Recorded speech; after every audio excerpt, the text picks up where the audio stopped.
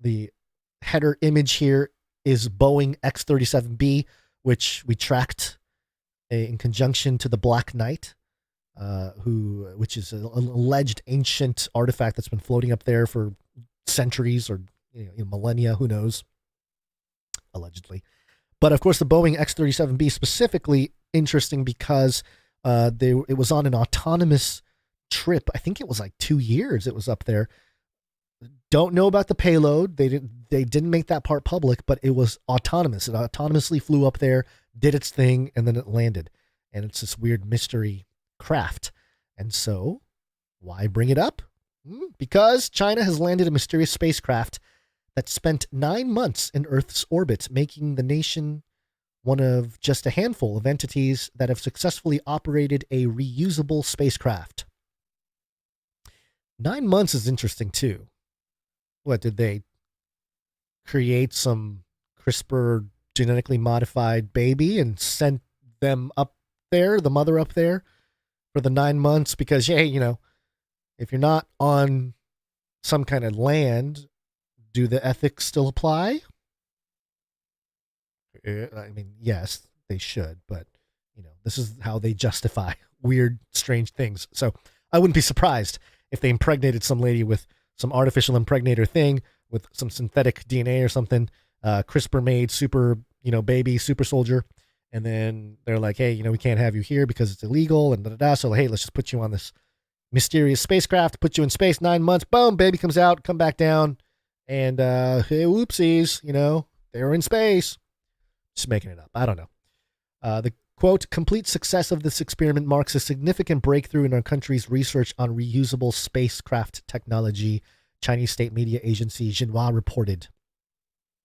And here's the part that I wanted to mention. Imitating Boeing, the spacecraft is likely to be similar to a U.S. spaceplane, the Boeing X-37B, according to Kevin Pulpeter, a senior research scientist at the Center for Naval Analyses, a U.S. government-funded research and analysis organization in Arlington, Virginia.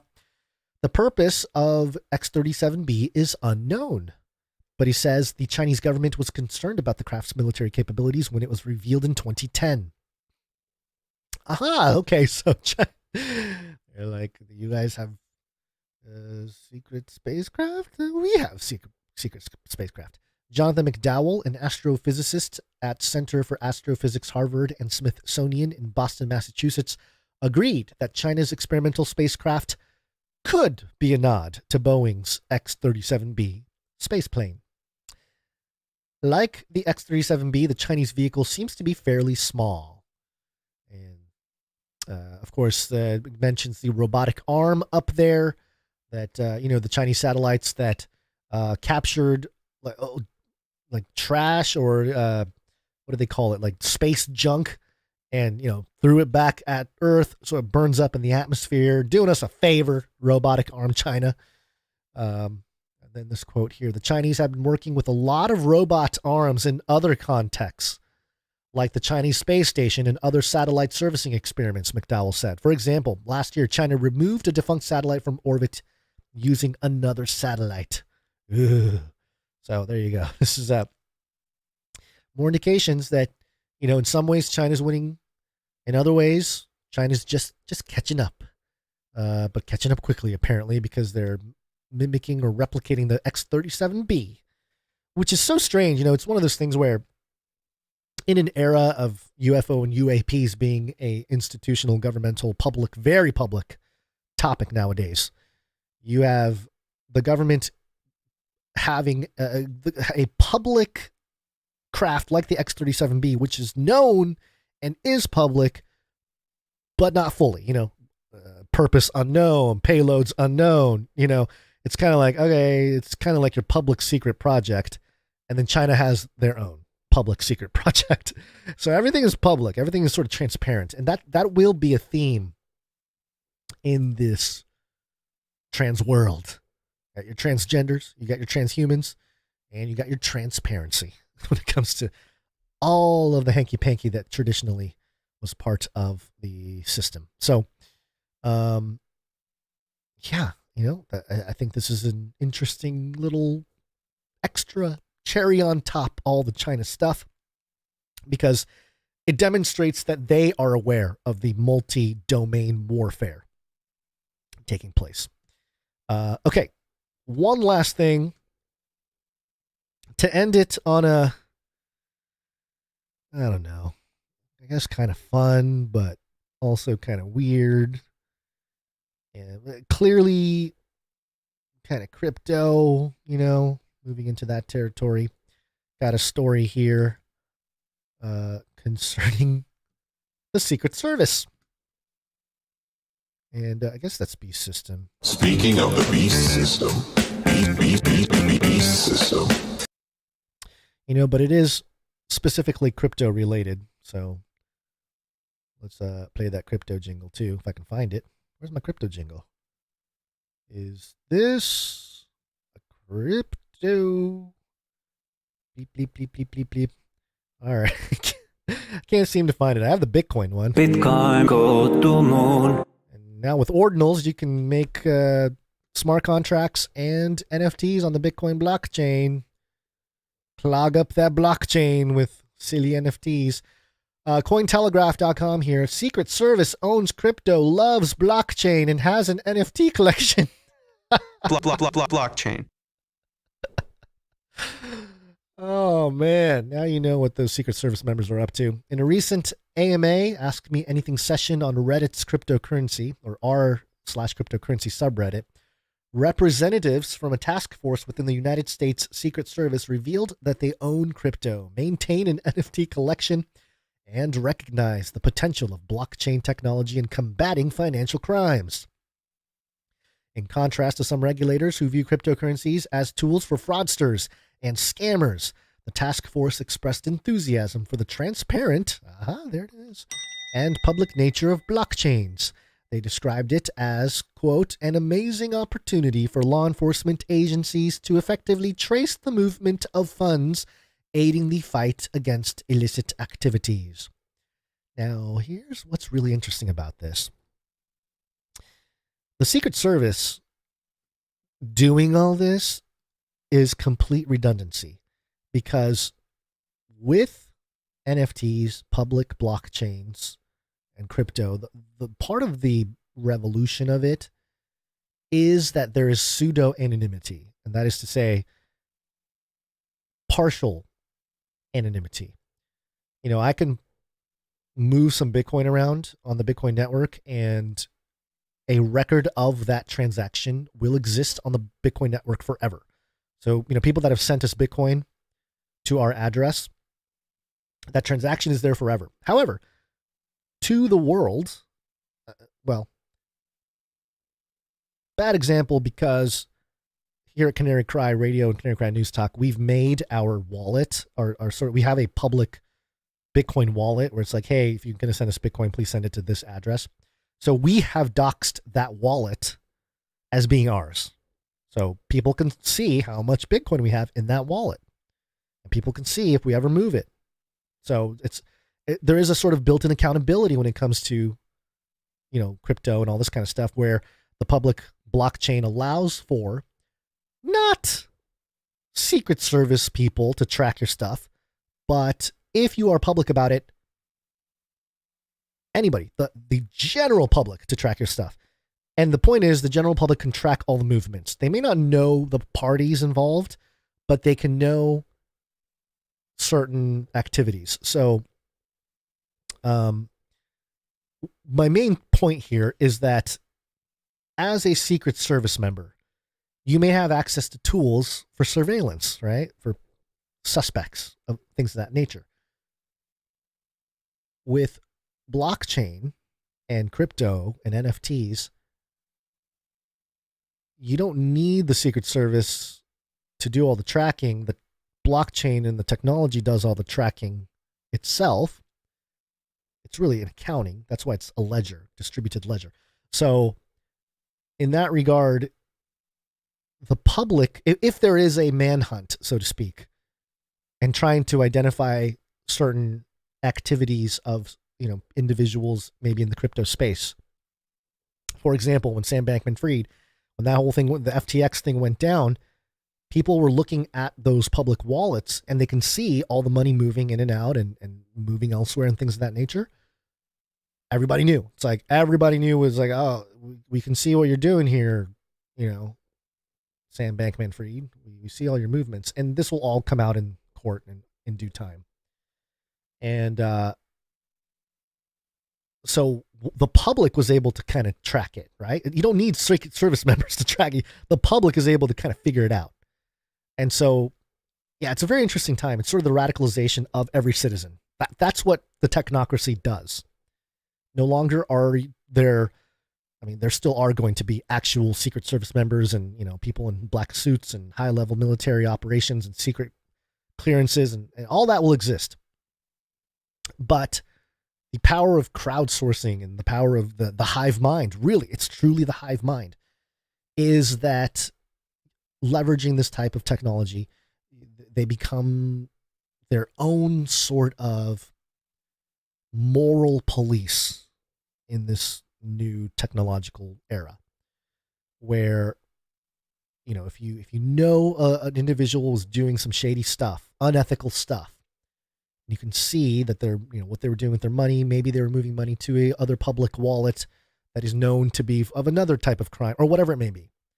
All that becomes transparent, and in the context of all that, doesn't it make a lot of sense why they're doing the whole Epstein money trail with all the bankers going down right now? Or not all, but there's several who are being named, and the big banks are under a lot of heat, at least in the public view, because they facilitated Epstein's finances, right? Why is all that becoming transparent? Because we're moving into this blockchain era. We're moving into the public ledger era.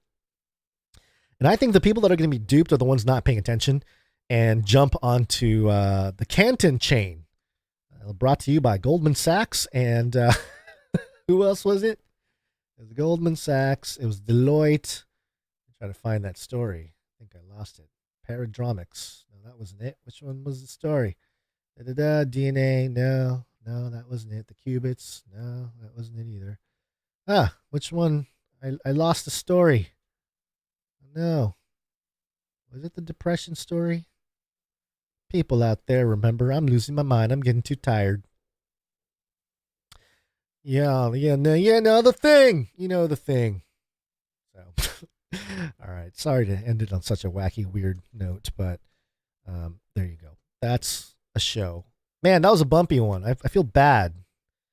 Not just because of the bumpy nature of me, but also just, the distractions from family. I hope you understand. We do want to thank some producers before we leave here, and that is the producers coming in with their talent first, starting with audio production. Audio production.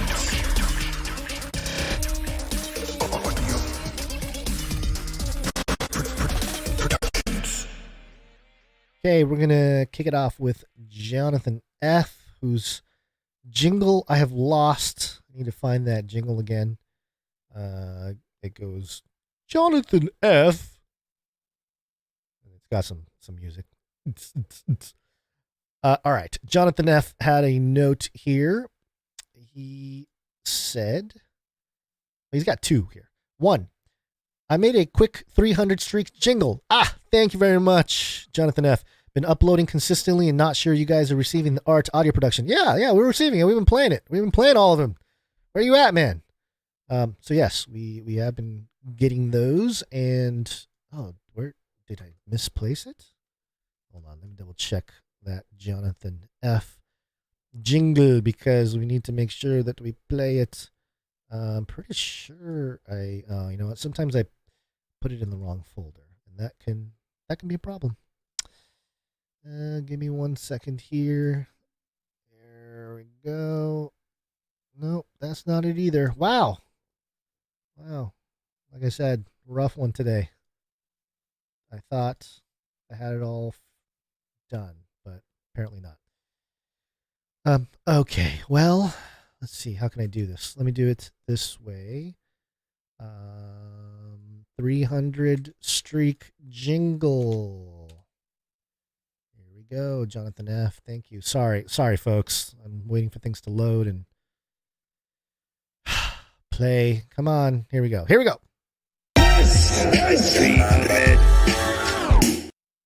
All right, 300. There it is. Thank you very much, Jonathan F. He also had a second jingle that he sent in. Hello, just Marjorie Taylor Greene saying it is her intent to impeach Sleepy Braden. Okay. It is with the highest amount of solemnity that I announce my intention to introduce articles of impeachment today on the head of this America at Last executive branch that has been working since January 20th, 2021 to systematically destroy this country. The President of the United States, Joseph Robinette Biden. There it is. Very good. Hey, good for MTG there.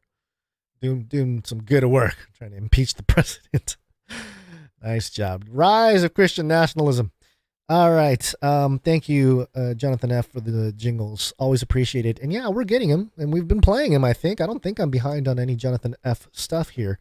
So, yeah, thank you very much for the continued production. All right, we're going to do some art. One art, please. And we are going to start with the Dove. One art, please, from Dove. This is awesome. Dove says, peace. For today's artwork, I made a sticker design for Flippo, the robot sculptor, putting the finishing touches on his new masterpiece. I added the appendix scar since our best buddy has an intimate new relationship with our robot overlord. Hope you guys like it. Keep doing what you do, and I'll keep praying for you. And yeah, this is fantastic. You have a sculpture, a torso sculpture. It's kind of like an old Greek statue. It's of a man with full curly hair, a VR headset with googly eyes. He's well shaved, and like a statue, his arm is missing. Maybe that's why he needs a flippy. Then you got Flippy there. He's got his kind of French mustache and one of those French hats. I don't know what they're called.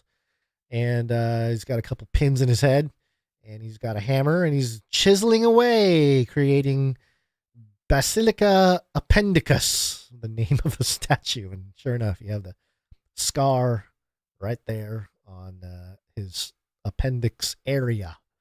Thank you very much, Sir Dove. This is like t-shirt worthy. I think Basil needs like a poster with this made. Is this what this is? You made I guess it's a sticker design. But maybe a poster or something that has the dates that Basil was in the hospital. It'll be like a little memorandum. May 9th to May 23rd or something like that. Basil's appendicus. Thank you very much, Sir Dove. Appreciate it.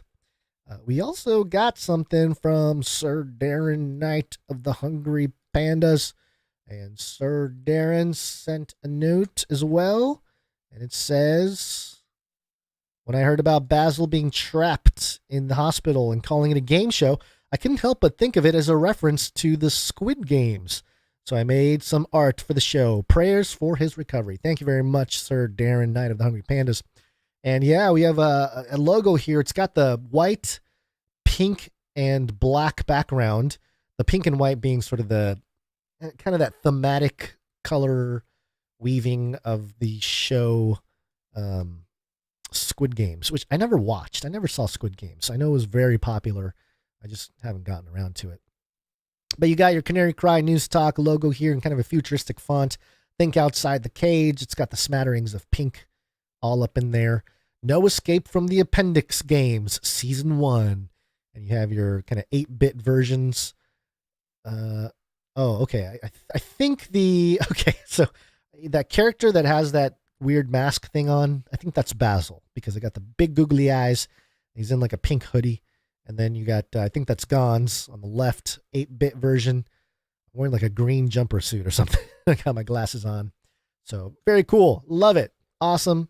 I like the 8-bit stuff. I like the lower resolution type of thing. It's very nostalgic, and it always will be for our generation. Thank you, Sir Darren Knight of the Hungry Pandas. Okay. Couple microfictions. Microfiction. Time. Microfiction. First one is from Runk Smash. Am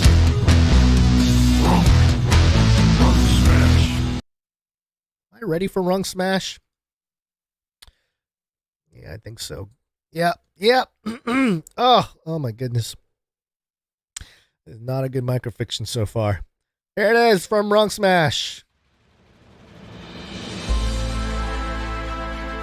Sprinting down an alley marked with X's and O's, the young woman looks behind her. The coast is clear for now, so she knocks on door and bends over to catch her breath. And when a slot opens, she says haltingly, "Tweet, tweet, hungry boys!" The door opens.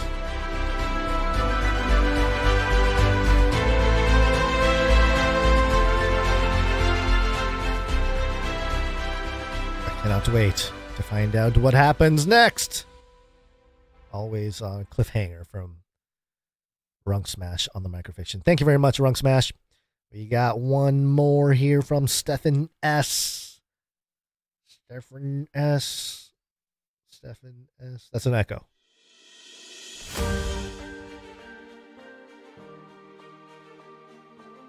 Dr. Diablo monologue. Finally, my assembly line for slave clones will run in gear with his new insemination robot. Combined with the DNA modification and artificial baby pods, soon I will be in command of my army of nanogoons.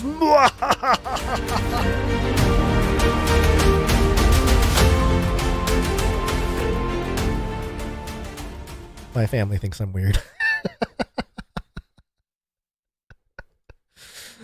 Thanks, Stephen S. Just making me make silly voices. And I guess that's why we're here, huh? All right, thank you very much for the microfictions. They're fantastic. As always, if you'd like to support the show with your talent, consider doing so. Go to canarycry.art and submit a piece of art. We'll share it here. It really does help us shape the culture behind the community here at Canary Cry News Talk. We use the art for all kinds of things, whether it's a t-shirt or stickers or episode art or newsletters or in the emails when we have the show notes, various usage, and it goes into a big vault. And we'll need the quantum computers to store all that data soon, but until then, we're just going to keep going at it. Thank you very much to all the producers coming in with their talent. All right, we also need to thank producers coming in with their time, starting with the Clippies. Clippy on those videos. Thanks. Emsworth, Fayliver, and Jones, and Laura, thank you very much for all of your help with the Clips channel and the clipping of all the clips. It would not be possible without the time stampers, right? Yes. Timestamp. It's hard work. Timestamp. Christine C., thank you very much. You went over and beyond in the last episode, doing the timestamps for episode 623. You are a champion. I think she was also the executive producer of that episode. So, wow, double duty, executive producing and timestamping. That's a real producer right there. Thank you very much, Christine C., for 623. Appreciate you, as always. And let's see what... Oh, reviews. Yeah, leave a review wherever you're listening to the podcast, whether it be on Apple Podcast, which would really help out. Let's hit that 1,000 ratings. I've been saying it for a while, but it's just no movement. What about Rumble? Where's Rumble? Leave a comment. Leave something in the chat.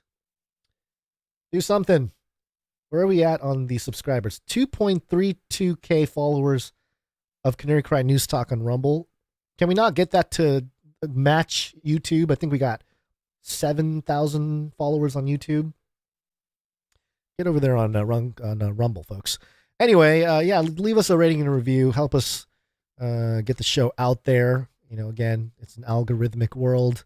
And when people leave reviews, it tells the algorithms that it is a show that people listen to, and then they share the show with other people.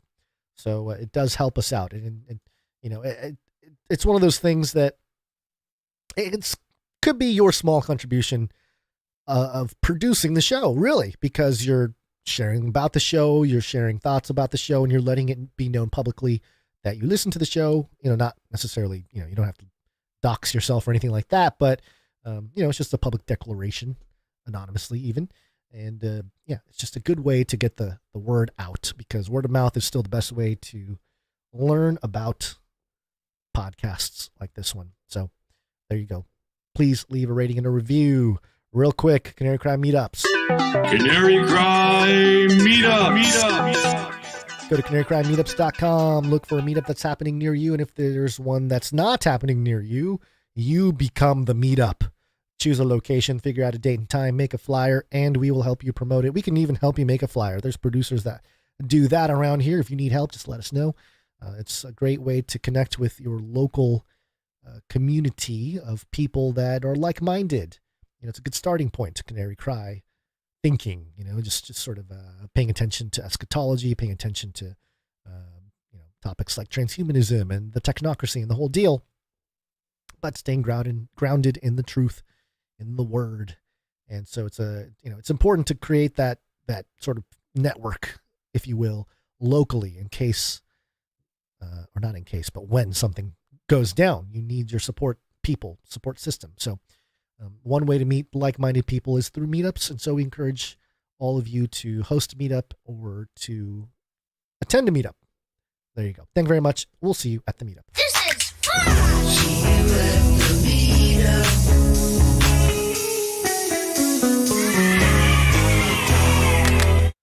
I will get in trouble if I do not mention the supply drops. So I shall. Canary Cry Supply Drop.com. Supply drop. Yeah, Supply Drop. It's a way to support the show monthly. And as a thank you, we provide the producers who come in with $33.33 a month with a supply drop. Every quarter, you get a package that includes all kinds of cool Canary Cry branded stuff made in America. And we've had all kinds of cool things, cassette tapes, coasters. I think we might have had a t-shirt in one of them. So it's just a way for us to say thank you. We don't sell products. That's not what we do. But we do want to say thank you and provide unique and exclusive things to people that support as a gift. So if you want to do that, go to canarycrysupply.com. Thank you to all the supply droppers who are currently on board. Very much appreciated. You have been a lifesaver, not just in terms of the show, but in real life too, because things happen, folks. Just as a side note, my wife was supposed to get this big bonus with, she's like a senior manager, pretty big company and all this kind of stuff. And the company gave her an IOU bonus. And I was like, oh, is that like stock options or something that get locked up? No, just here's an IOU. Like, hey, we owe you money. Here's your bonus. Here's the amount of money we owe you. I was like, wow, things must be really bad out there if the companies can't even give bonuses to their people. And when they do, it's in the form of an IOU, which, just remember, folks, the US dollar, that paper money, technically that's an IOU. We live in a debt-based economy. So anyway, supply drop. You guys are very much a lifeline of the show. Waiting for supply drop.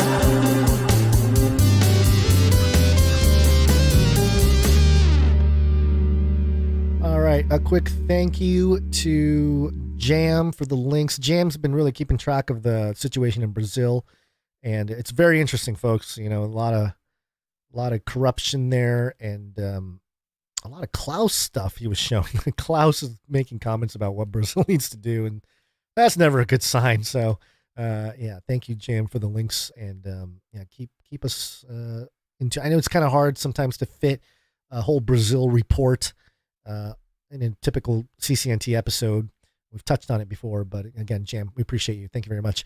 And also Dan G, thank you for sending in a link. Dan G sent in a link to Whitney Webb's Twitter account and said we should interview her. Like, okay, yeah. I mean, we've mentioned Whitney Webb in the past. She's done great investigative work, and it's very divisive in a sense, because it just exposes a lot of the deeper implications and ties to people like Epstein and the whole apparatus. And so, yeah, she's done fine work. And if we can get a hold of her, she's kind of a high demand person when it comes to the sort of truther space.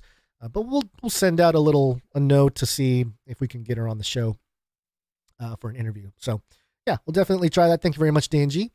And that is it. We have come to the end. Yeah. We're very grateful for all of you. If you're still here, again, thank you for being here through the good, the bad, and the ugly, like today when children turn off monitors and the feeds get broken and, people aren't even here, but you're listening. You're still here. Appreciate you. You're the best. Oh, yeah. And presidential candidate John F. Kennedy Jr. just said that he's going to accept Bitcoin. He's the first presidential candidate to accept Bitcoin. Is that right? That doesn't sound right. But there you go. All right. Yeah. So please share the show. Share it with friends and family. It's a small way you can give back. If you can't give with your time, talent, or treasure, we understand. You don't necessarily want to. If you don't necessarily want to support the show in that way, you can do that. You can still support the show by simply sharing it with friends and family, sharing a link, sharing it on your social media, texting it to a friend or something like that. That always is helpful. And those are things that we can't exactly quantify on this end, but I'm sure there are tons of people who deserve thank yous from us regarding doing things that are sort of unrecognized, the dirty work, so to speak. The sort of unrecognized work of sharing the show, telling people about it, talking about it. And, if you're passionate about the show, it comes easy. But sometimes I know it can be kind of rough, especially when Basil's like pressuring you into doing it. It could be a weird thing, but we appreciate it. All right. What do I usually do here? What goes on right here? Been talking for too long. And we thanked our people. Oh, I tell you, Basil tells you what to do, which is to rattle cages. The end of the world occurred pretty much as we had predicted. I want to shake things up, stir up some controversy, rattle a few cages. Hey, stop that! You'll never silence me. I'm the last angry man, a crusader for the little guy. Leave the bird alone. Never. Rattle a few cages. Rattle a few cages. The human race will have every opportunity to improve. And if they don't? Ask Noah. Ask Noah. Where are we at? We're at the last weekend of May. Oh, no, second to last weekend of May. And we have Armed Forces Day tomorrow, Saturday, and National Rooster Day as well. Wouldn't it be great if Basil got out of the hospital on National Rooster Day? Yeah, that'll be a great day for the propaganda rooster to really belt out a good rooster belt. All right. Gonna do a throwback song at the end here, and I gotta get out of here. It's way too late. My gosh. Oh, look at the time. It is crazy late. All right. Thank you, everybody. Appreciate you. Have an awesome weekend. God bless. And remember, think outside the cage.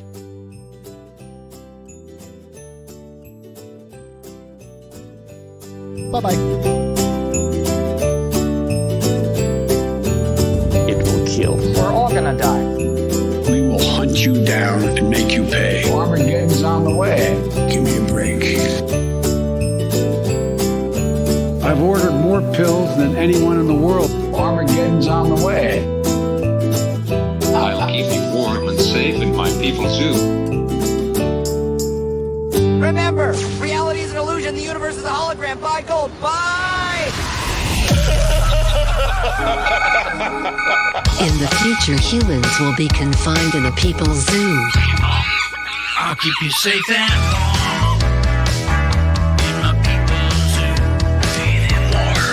I'll keep you safe and warm now in my people's zoo. I love that reason.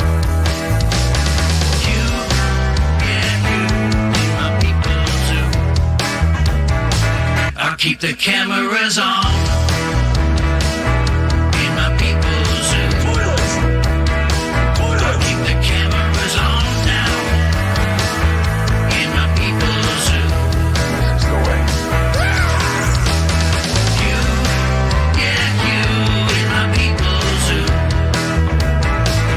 About freedom for personal choice. Toilets! Feeding more. Toilets! Feeding more.